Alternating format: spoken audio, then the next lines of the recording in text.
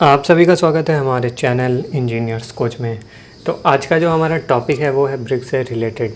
अगर आप civil engineer हो या फिर सिविल इंजीनियरिंग स्टूडेंट हो और किसी इंटरव्यू के लिए प्रिपरेशन कर रहे हो, तो ऐसे क्या क्वेश्चंस हैं ब्रिक से रिलेटेड जो आपसे पूछे जा सकते हैं, और ऐसी क्या इन्फॉर्मेशन है ब्रिक से रिलेटेड जो आपको पता होना चाहिए एज अ सिविल इंजीनियर। तो वीडियो को स्टार्ट करते हैं। अभी तक आपने इस चैनल को सब्सक्राइब नहीं किया तो प्लीज़ चैनल को सब्सक्राइब कर लेना। तो लेक्चर को स्टार्ट करते हैं। तो सबसे पहले हमें पता होना चाहिए, जो आपसे इंटरव्यू ले रहा है वो ये भी पूछ सकता है कि ये बताओ कितने टाइप्स के ब्रिक होते हैं जो कि सिविल कंस्ट्रक्शन में यूज़ किए जाते हैं। तो यहाँ पे आप बता सकते हो, सबसे पहला clay brick. Clay brick commonly यही यूज़ होता है, आप सभी ने क्ले ब्रिक देखा है, ठीक है। दूसरा है fly ash brick, fly ash brick. तीसरा है आपका सैंड लाइम ब्रिक। आपका चौथा हो गया कंक्रीट ब्रिक। पांचवा है इंजीनियरिंग ब्रिक।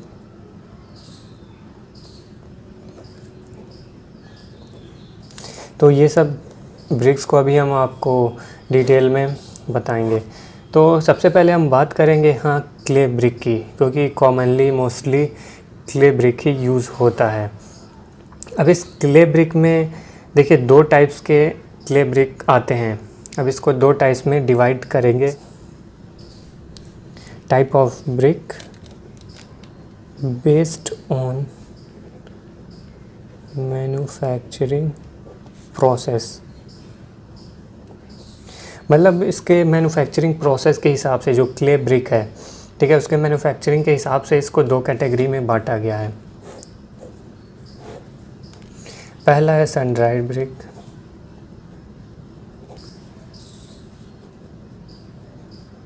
दूसरा है बर्न्ट क्ले ब्रिक, ठीक है, बर्न्ट क्ले ब्रिक। तो यहाँ पे जैसे नाम से आपको पता चल रहा है, यहाँ पे सन ड्राइड मीन्स धूप से सुखाया हुआ, यहाँ बर्न्ट क्ले ब्रिक मीन्स आग में पकाया हुआ ये ईंटा है।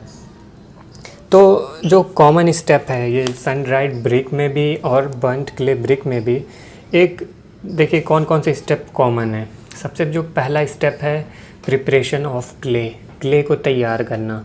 दूसरा आपका है मोल्डिंग करना, मीन्स ईंटे को शेप देना, उस क्ले को ईंटे का शेप देना। तो ये दो प्रोसेस जो हैं वो दोनों चीज़ में कॉमन है, लेकिन डिफरेंस कहाँ पे आता है। अगर हम उसी मोल्ड को, मीन्स जो ईंटे का हमने जो क्ले को ईंटे का शेप दिया है, अगर उसको हम धूप में अगर सुखा देते हैं तो वो हो जाता है सन ड्राइड ब्रिक, और वहीं इसको आग में पका के बढ़िया से मजबूत कर देते हैं तो हो जाता है बर्न्ट क्ले ब्रिक, ठीक है। ये दो डिफरेंस है। जो सन ड्राइड ब्रिक है उसको हम लोग परमानेंट स्ट्रक्चर में यूज़ नहीं कर सकते हैं। जैसे हमें कोई घर बनाना हो, कोई बिल्डिंग बनानी हो, तो ये सब उसमें हम लोग ये सन ड्राइड ब्रिक यूज़ नहीं कर सकते हैं। ये सिर्फ किस में यूज़ होगी, जो टेम्प्रोरी स्ट्रक्चर होगी उसमें सन ड्राइड ब्रिक यूज़ होगी, और जो बर्न्ट क्ले है वो परमानेंट स्ट्रक्चर्स के लिए यूज़ होंगी। अब बर्न्ट क्ले ब्रिक में आपका देखिए ये 4 पार्ट में डिवाइड होता है बर्न्ट क्ले ब्रिक, ठीक है। सबसे पहला first class brick, second class, third class brick, फिर फोर्थ क्लास ब्रिक। अब फर्स्ट क्लास ब्रिक में क्या होता है कि जो उसका मोल्ड है, ठीक है, जैसा कि हमने बताया कि जो क्ले को मोल्ड करते हैं, शेप देते हैं। कैसा, जैसे मान लो ये ग्राउंड है, ठीक है, यहाँ पे ऐसे मिट्टी पड़ी हुई है, ठीक है, ऐसे मिट्टी पड़ी हुई है। अब इस मिट्टी को अगर हम ऐसा शेप दे देते हैं, ईंटे का शेप दे दिया, ठीक, ये सही से बन नहीं पा रहा है, कुछ ऐसा बनेगा, हाँ, ठीक है। अब देखो ये ईंटे का शेप दे दिया, ऐसे ऊपर इसके ईंटे का क्या रहता है, मार्क लगा रहता है किस ब्रांड का है। तो ईंटे का शेप दे देते हैं, फिर इसको बढ़िया से पकाते हैं। अब इसको शेप देने के टाइम और पकाने के टाइम भी कुछ जो डिफेक्ट्स रहते हैं, उनकी वजह से इस ब्रिक्स को 4 कैटेगरी में बांटा गया है। अब वो कैसे, जो फर्स्ट क्लास ब्रिक है, ठीक है, उसको ये मोल्डिंग करते हैं, मीन जब शेप देते हैं तो टेबल मोल्ड करते हैं। तो ये जो प्रोसेस है मोल्डिंग का, इसमें फर्स्ट क्लास ब्रिक के मोल्डिंग में वो टेबल मोल्डिंग होती है। क्या होती है? Table moulding. मीन्स ये टेबल पे इसकी मोल्डिंग करते हैं। तो जो शेप एंड जो इसका साइज़ होता है, शेप होता है, वो आप अगर देखोगे फर्स्ट क्लास ब्रिक को, तो उसका जो सरफेस रहेगा वो बहुत ही स्टैंडर्ड एक दिखेगा। उसका एज जो रहेगा, उसकी एजेस जो रहेंगी एकदम शार्प रहेंगी। तो ये फर्स्ट क्लास ब्रिक में ये आपकी खासियत है कि जो उसका शेप होगा स्टैंडर्ड होगा, शार्प एज होगा, स्मूथ होगा, और उसका जो कंप्रेसिव स्ट्रेंथ होगा, ठीक है, वो भी ज़्यादा होगा। जो फर्स्ट क्लास ब्रिक की कंप्रेसिव स्ट्रेंथ होती है वो 7 से लेके 14 न्यूटन पर mm स्क्वायर तक होती है इसकी कंप्रेसिव स्ट्रेंथ, ठीक है। और ये सबसे कॉस्टली फर्स्ट क्लास ब्रिक ही होती है। फिर अब बात करते हैं सेकंड क्लास ब्रिक की। अब सेकंड क्लास ब्रिक में जो मोल्डिंग प्रोसेस है, मीन जैसे हम लोग ईंटे का अगर शेप देते हैं, फिर इसके बाद इसे बर्न करते हैं, तो शेप देते वक्त मीन्स मोल्डिंग के वक्त ग्राउंड पे मोल्ड किया जाता है, टेबल पे ना करके ग्राउंड पे किया जाता है। तो ग्राउंड कहीं अनइवन होता है, मीन्स स्मूथ नहीं होता है। तो स्मूथ ना होने की वजह से उसके शेप में थोड़ा, उसके जो सरफेस में थोड़ा अनइवन होता है। तो जिसके वजह से इसे सेकंड क्लास में रखा गया। इस सेकंड क्लास ब्रिक को भी हम लोग यूज़ कर सकते हैं कंस्ट्रक्शन के लिए। तो ये मॉडरेट क्वालिटी में आता है, मॉडरेट क्वालिटी, ठीक है। इसकी ग्राउंड मोल्डिंग करते हैं, बर्न करते हैं। इस स्मूथ सरफेस एंड शेप ज़्यादा इसका नहीं होता है as compare to first class brick. अब यहाँ पे जो थर्ड क्लास ब्रिक की है, ये पुअर क्वालिटी की ब्रिक होते हैं। ये भी टेम्प्रोरी स्ट्रक्चर्स के लिए यूज़ की जाती है।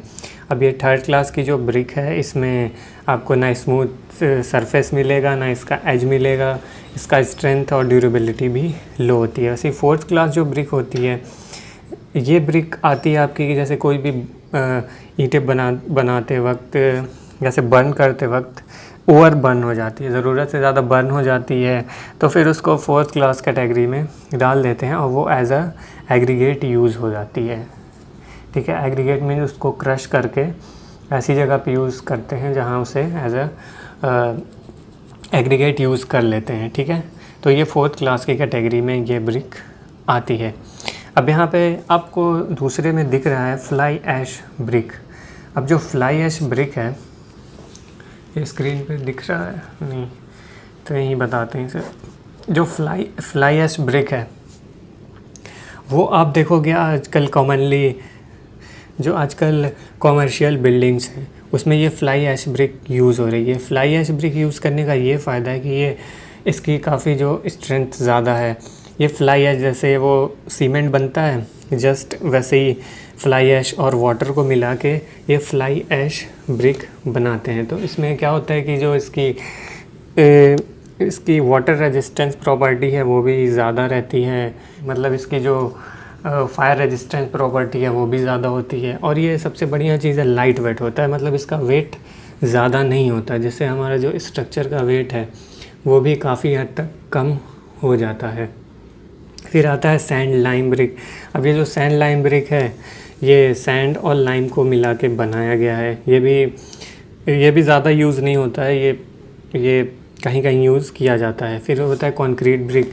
अब जो कंक्रीट ब्रिक है वो आपको नाम से ही पता है, ये कंक्रीट का बना हुआ होता है। ये भी साइड पे कहीं फेंस बनाने के लिए, कहीं कुछ ऐसा, मतलब बिल्डिंग्स के खूबसूरती के लिए कुछ ऐसा स्ट्रक्चर बना रहे हैं, तो वहाँ पे ये कंक्रीट ब्रिक यूज़ करते हैं। ये साइड पे भी ब्रिक बना सकते हैं कंक्रीट से। फिर आता है इंजीनियरिंग ब्रिक। अब इंजीनियरिंग ब्रिक का ये है कि इसकी जो कंप्रेसिव स्ट्रेंथ है और जो इसकी पोरोसिटी है, मींस जो इसकी वाटर वो क्या कहते हैं उसको, वाटर जो रेजिस्टिविटी है वो काफ़ी ज़्यादा रखी जाती है।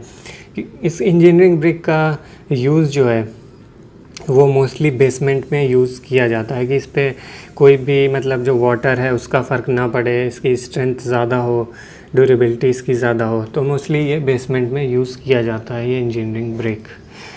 तो आई होप इस लेक्चर से आपने काफ़ी कुछ सीखा होगा ब्रिक के बारे में। तो ये लेक्चर आपको पसंद आया तो हमारे वीडियो को लाइक ज़रूर कर देना, चैनल को सब्सक्राइब भी कर देना और कमेंट भी कर ही देना और बताना ये लेक्चर कैसा लगा। ओके, मिलते हैं नेक्स्ट वीडियो में, बाय।